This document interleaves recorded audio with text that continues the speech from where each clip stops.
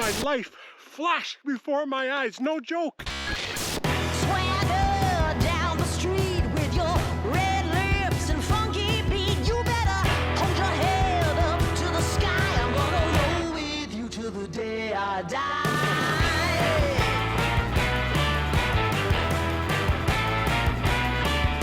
Hey, swing those hips around. Can't stop, roll back down, my ladies. Short Wet, dreary, gray, soggy bottom day. Always fun at the Hidden Spring Farm. Get up into the top of the mountain here. I got a tree that fell and it's in a dangerous position. So I want to kind of get it pulled down and bucked up there for firewood if I can. Check this out. I'm up here on the 20-acre field. That is the 20-acre hayfield back there. But look at this tree right here. You can see right up at the top, it's just kind of hanging there, this big rotten branch. Honestly, I don't even think it's good for firewood, but this is my little trail that I use going up to the top of the mountain. And this is quite dangerous, I think. Like, it looks like it's just hanging there off that one branch and then it's gonna come down. So I'm thinking I need to get some chain and kind of pull it that way. In addition to that, the tree that it's hung up on doesn't look good at all. Oh man, like, where am I even gonna drop it? I guess logically it would go in between those trees there. See, this is all things that I have to think about, especially being alone in the forest. What's that? There's a black thing. Is it a squirrel? It looked too big to be a squirrel. It could be a weasel or a fisher cat. It's gone now. I don't have my dogs with me to protect me either. I'm just alone up in the woods. Canadian wilderness can be scary too, you know? All jokes aside. I don't see it. It's like, probably heard me talking because I'm so loud and it took off. Anyway, what was I saying? Oh yeah, so this tree, I'll give you a close-up here. You can see there's a lot of woodpecker damage and that branch broke off a long time ago. It's just hanging there, and I don't think the rest of this tree is going to be any good for firewood, but maybe the log at the bottom of the tree can be salvaged for firewood. But I'm thinking I better cut it down before it becomes a hazard and maybe block the trail and I won't be able to get up to the mountain anymore.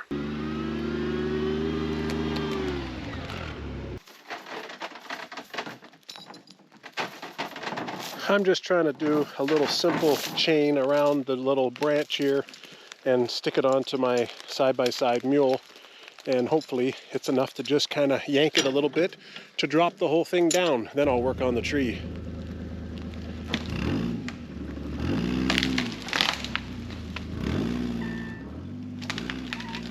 Of course, whenever you're doing anything like that, the one side is jammed into the soil. So you can see, it's a good thing it's raining and soggy today because it basically pulls the soil as it's stuck in the soil. It's like creating its own little plow, but it wasn't even that deep. It's okay, I can get the chainsaw out and get started. When I have to kind of buck up a branch and do some limbing and stuff like that, I really like using my Stihl MS-170. It's really small and compact and lightweight. I think it has a 16-inch bar on it, or maybe it's a 14-inch bar, I can't remember. But you know, it's good enough for bucking up all of the little branches, and it doesn't weigh my shoulders down. You know, when you're doing this for a couple of hours in a day, but you don't do it for a living, you know, you kind of get fatigued. And you got to make sure, well, I like to anyways, have a small chainsaw and then a little bit of a bigger chainsaw to do any of your felling and or bigger type branches.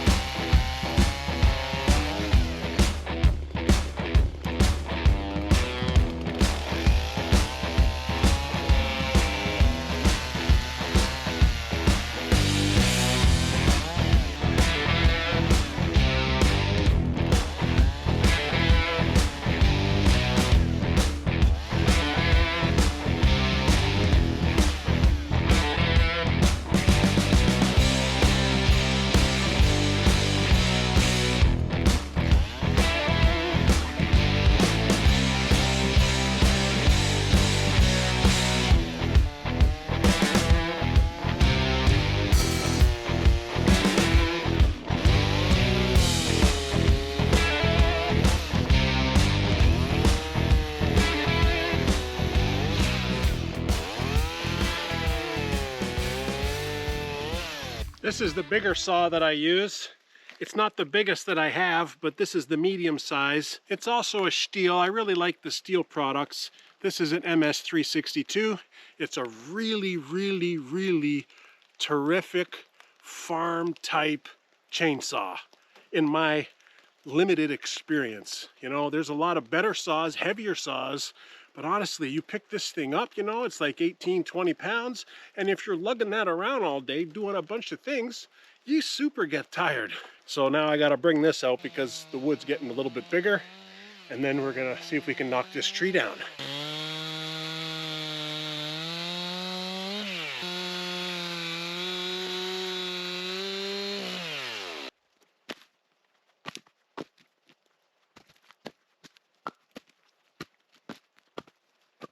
Well, the good news is that I should very well be able to use this for firewood because it's hard. And maybe because it wasn't sitting on the ground, it was hung up in the tree, so it didn't really rot, but it's been there for months and months. So that's pretty good. I got all these little small logs that I will be able to turn into firewood. And honestly, that's one of the things I always touch on when I'm on this channel and I'm out in our forest here in the Canadian wilderness. And you know, it's quite important to me that I don't waste trees. I don't want to cut down good, healthy trees. I focus on trying to make a little bit of money and saving money by preparing my own firewood with this kind of a tree that's, you know, half dead, almost dying. The wood's just gonna fall in the forest and be a complete waste. And I mean, I'll get like maybe 1/8 of a cord out of this, which is not much, but it's something. And I need to focus on this beast. Look at the lean of that tree. It's leaning that way. So I think if I start cutting it, I should just let it drop down there because that's the natural lean of the tree, rather than trying to fight against that. There's the tree right there. And if you actually look up, you can see the tree is above me. You see up there, it's above me. So you can really tell that the tree's over there, but it's going up and it's curving this direction. So I'm just gonna try to use that to my advantage. I've been really practicing on lining up where I want the tree to drop. And I usually just use this kind of triangular cut in the one side of the tree, and then I do a back cut in the other side, and it leaves me some kind of a little hinge. I think you can somewhat kind of guide where the tree is going to drop.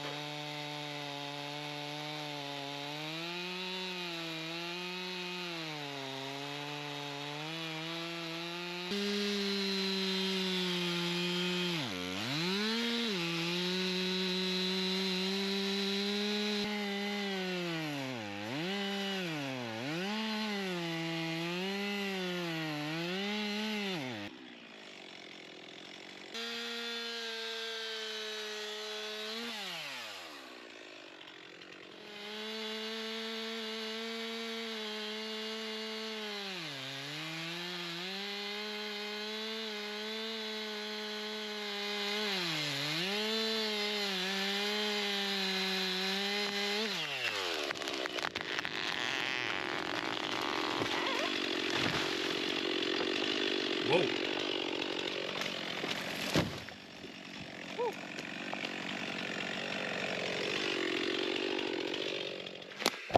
Holy shnikes, did you see that? Oh my God, my life flashed before my eyes, no joke. Whew. So I got that tree to drop exactly where I wanted it to go. But this is why forestry is so dangerous, and I've been really learning and practicing my ability to escape after I see that the tree is falling, because you see what happened. Hopefully I caught it on film. But this big tree dropped right there. And what happened was the branches up above in the canopy kind of catapulted another tree back towards me. It literally was coming towards my head. And of course I moved out of the way because I can see all this happening in real time, and I'm now very mindful that as soon as you finish cutting the tree and you can see it starting to go, get the heck out of there. And that's what I did. So interestingly enough, I came here to clean up that tree make sure that my trail going up to the mountain is clear.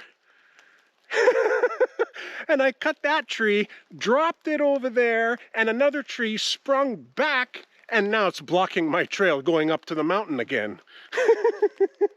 Oh man, I don't know how that tree broke. I guess it's almost rotten. Look at it, it's soft wood.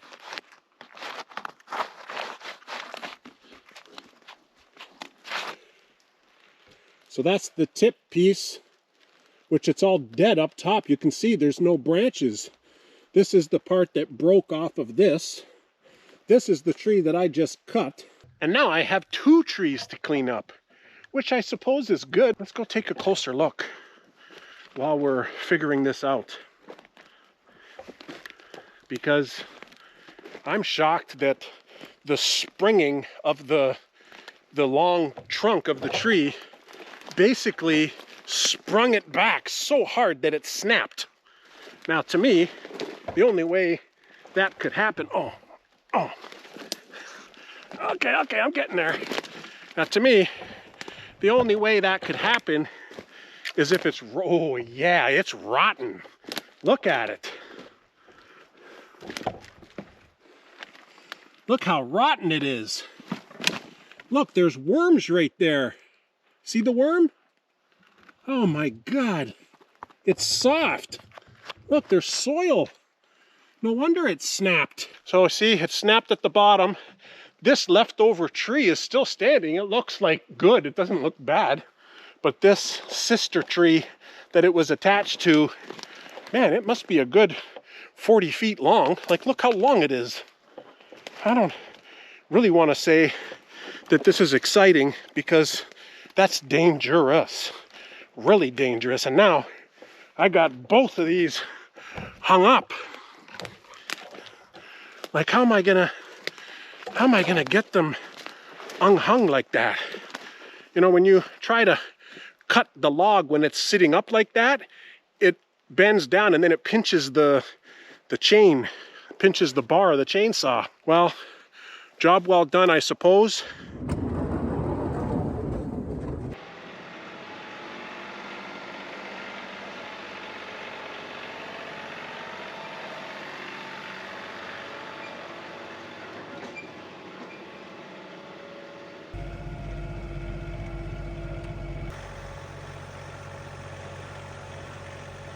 Okay, little dusting of snow this morning, but that's okay.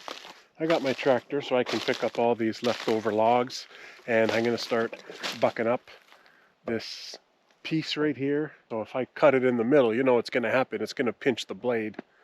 So I got to do some undercutting, and maybe I can cut that over there while this is still up. But it's going to be fun. Let's go!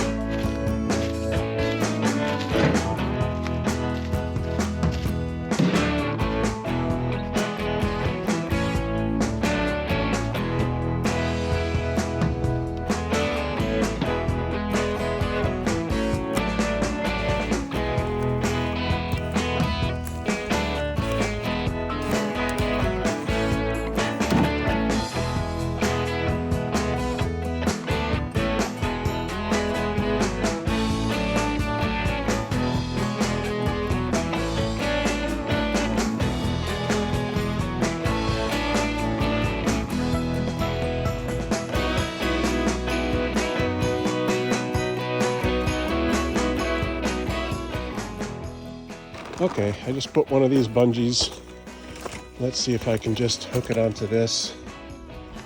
Okay, that's good. It's just to hold this back. And then this one, you can see it's kind of up there, so I can't take it off anymore up there because it's screwed. So it's almost like I need some kind of a hook right here to hold this open. Oh man. Because if I don't, it'll just be like that. How do I get all the firewood dumped in there?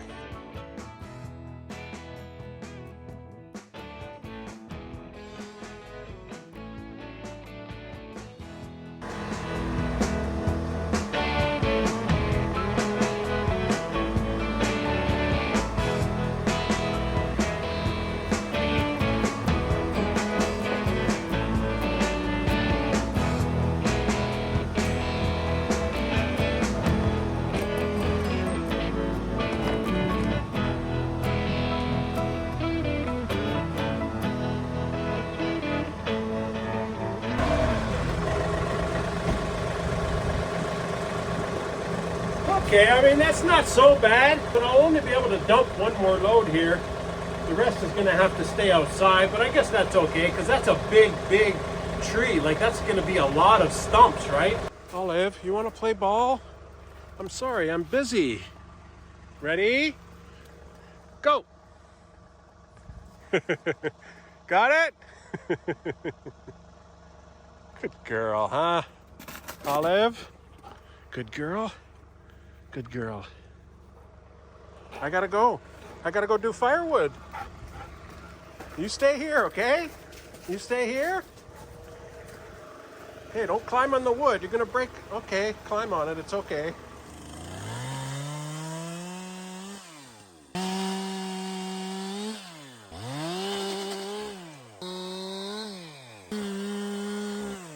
Oh, I'm fogging up. It's too hot. So this here is the tree that I was dropping, and that there is the tree that almost killed me. And I'm not even kidding. That's one of the things about doing this kind of laborious type work in the cold. It's not really that cold today. It's like -5 degrees Celsius. And I've been using my little GoPro here, but guess what? It says the battery is 86%. So still lots of battery, but it's dead. It says the battery is exhausted. And I don't keep my spare batteries with me simply because it's cold. I got my batteries in the workshop, you know, to stay warm by the fire. So I got to go all the way back. Look at Molly looking at me through the window. Molly, I see ya. See, here's my GoPro battery. It's charging. I got my other camera batteries and I got my tool batteries, and I keep them close to the fire, but I just added a log and I gotta get another log in there because gotta make sure I keep the fire nice and hot. Okay, that's nice. Close this up and there she goes.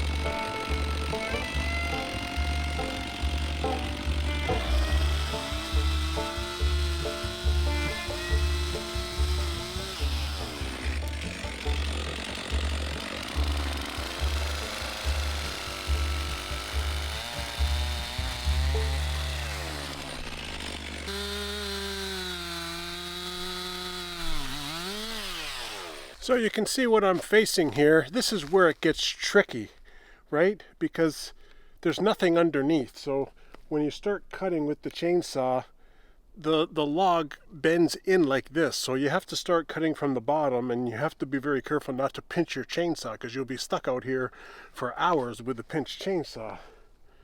But you know, I'm just trying to salvage whatever I can for firewood, because a lot of this tree is like rotten. Check this out. Check it out. So that tree that was the tree that almost killed me is kind of rotten over there at the base, but the rest of it looks solid, like really solid. So if you just take a quick look, it's a pretty straight log. So I think what I may do is get it cleaned up on the end and come back with my forks one day. I won't do it today, but this is probably a really good straight tree to save for the sawmill. And that's also a mindful thing about preparing this forest, is you can't use like really knotty and wrangly wood. You can't use bending wood. You can't use branches. It's got to be really straight trunks like this. But honestly, I got to get moving, because I got all these stumps to clean up, and I want to get it all back into where I do my firewood. But I am getting a whole lot of firewood stumps, so I don't know. Maybe out of this big tree and this smaller tree, I might get maybe 3/4 of a cord or something.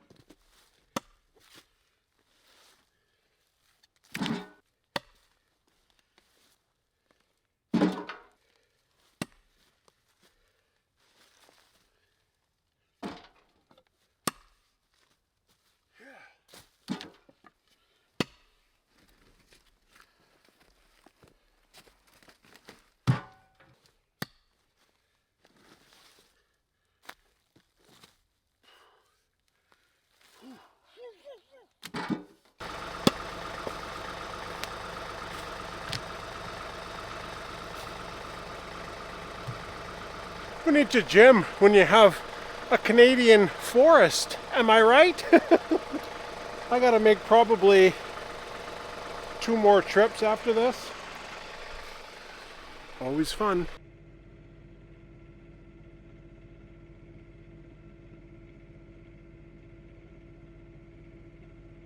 Move out of the way, Molly. I'm coming. I can't see ya. Oh, there you are.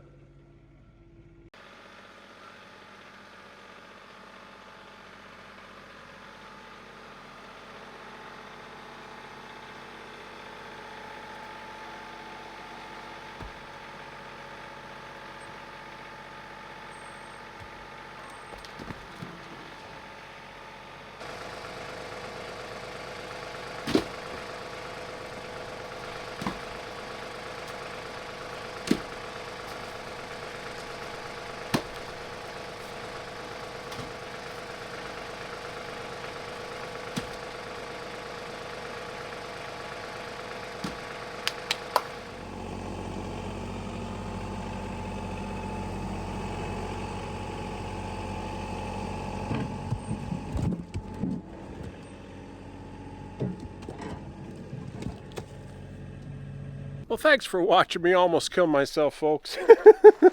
I'm making a big joke of it, but it is really a serious thing, you know? Like, you have to pay attention when you're in the woods. That's the absolute best advice.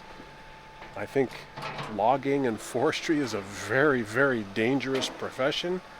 And it's not my profession, it's just my hobby, but, you know, I need to make sure that I use some of the best practices that all of the professional foresters around the world use so I don't kill myself. And I didn't kill myself because I was paying attention, so I did the right thing. I made all the right moves, you know.